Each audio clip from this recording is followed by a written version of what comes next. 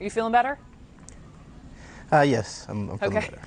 Okay. All right. So I know I just ran through some of the highlights or lowlights, but take me back. You're in the hospital. You're hooked up to this drip. You go outside for a walk. You are in your hospital gown, and this security guard approaches you. What happens?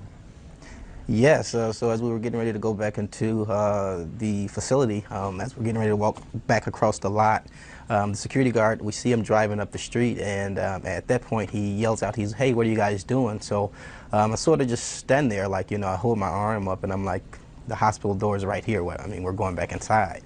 He's I need you guys to come over here. That's when he called us over to the car, and as we're approaching the car, that's when the sort of controversy ensues. To me, it looks like you guys are still in this. I don't care if you're walking back or not. And that's when I told him. I said, Jennifer is my nurse, Dr. Well, I'm sorry. I'm just. Why would he think you're stealing hospital equipment when you are there in a hospital gown, hooked up to an IV? Did he explain what his thinking? That has been the billion-dollar question, Brooke. I have no idea. I mean, I could see if we were blocks away. I could see if I was in regular clothes and carrying the pole, in my arms. But neither of those are the case. I was in a hospital gown with no clothes and with medicine pumping into my veins. So I'm not sure how we could have seemed as if we were attempting to steal it or posed this threat that he speaks of. Mark Wondrich, you were this other set of eyes. What happened? Well, to me, I was shocked, like, especially coming when he was like, like, what are you guys trying to do, sell it on eBay? I'm like, well, he's in a hospital gown with an IV. Medicine is still, fluids are still running through his veins. So, I mean, how crazy could it be? How crazy could you think, Like, I just want to know, what was he thinking? I don't know, it's really crazy to me. Let me make sure I get this in. So the hospitals declined to comment, citing patient confidentiality, they're cooperating with the police investigation. Freeport police investigating, they say, quote, to gather the facts, interview all parties involved, and determine whether officers conducted themselves in adherence to department policies and guidelines. And just so I'm clear, I mean, cuffs were slapped on you with the IV drip, and then you had an asthma attack, is that correct? Yes, actually I had an asthma attack and a seizure, according to paramedics while in transit. When they first arrested me and told me I was being charged with attempted theft, they took my inhaler then in that moment. And when I got into the back of the squad, I told him that I was there for pneumonia and asthma and that I needed a treatment.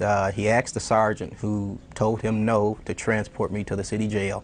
And while in transit, that's when I blacked out. When I came back to, I was having an asthma attack, but I was still in the back of the car.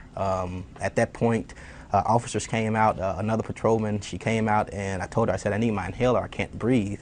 And she said, where is it? I said, one of the officers took it. And at that point, that's when he stepped forward and presented the inhaler.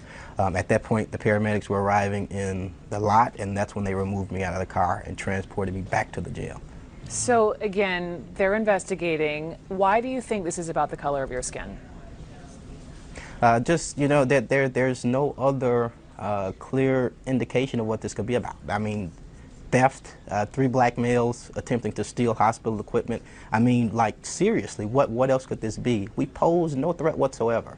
Had he simply even attempted to verify or send someone inside to double check our story, we wouldn't be here. But that wasn't the case. I truly feel that because of how we looked, the situation spiraled into something, other than what it needed to be. It was initiated by the security and later perpetuated by the police. And really, last question, because this wasn't yesterday, right? I mean, this was a couple weeks ago. It's my understanding you waited. When was it? When was it? Yes, this happened June 9th. Right, so a couple weeks ago, you waited to post the video because why? And then are you all taking legal action? So we waited because initially after the incident happened, I immediately went and started having dialogue with the administration, with the city of Freeport, with the police department, and with FHN. Initially, I'd given them a timeline of, and I told them, 7 days, I expect some sort of answer, and then I'm going to go public and ask the world what they think about the incident. Throughout that entire process, they've been doing nothing but blowing smoke. I've met with the mayor, with the city manager, with the chief of police, with the chief human resources officer at the hospital. What do they say? They're all just, they're playing this game. We're investigating. We're looking into it. When I met with the hospital, they came and they told me, you know, in other words, the Chief Human Resources Officer, he said, Shaquille, he said, pretty much we wanted to give you this opportunity for this dialogue, but we really just want to figure out, what are you proposing? What would look like victory to you in the situation? And What do I you told want? him, I said, exactly. And I told him, this is, if you're insinuating, you know, there's some monetary something that can make this go away, I said, you're ignorant. I said, and with that, it's insulting, and I feel like I'm being handled, and I ended the meeting and left. Have you hired a lawyer? Not as of yet, because as I mentioned, you know, that really wasn't what we were This is seeking. about- We really wanted to truly see reform. You know, policy stood up around the situation, and that has not happened. And it's clear that it won't happen without some sort of outside oversight.